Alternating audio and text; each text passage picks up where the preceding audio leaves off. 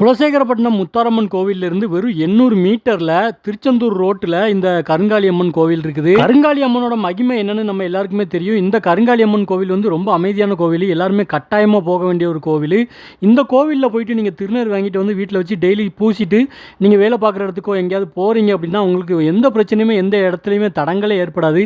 அவ்வளோ வித்தியாசம் உங்களால் உணர முடியும். இப்போ நீங்கள் வீடியோவில் பார்க்குறது வந்து கருங்காலி அம்மன் கோவிலில் உள்ள கருவறை கிடையாது. கருவறைக்கு பின்னாடி வந்து கோவிலுக்கு வெளியே வளாகத்தில் இந்த சிலையை வச்சிருக்காங்க. கருங்காலி அம்மன் 5 முகம் இருக்கிற மாதிரி சிலையை வச்சிருக்காங்க. குலசேகரப்பட்டினம் ஊருக்குள்ள ஒரு பள்ளிக்கூடம் இருக்கும். அந்த பள்ளிக்கூடத்துக்கு பக்கத்தில் தான் இந்த கருங்காலி அம்மன் கோவில் இருக்குது.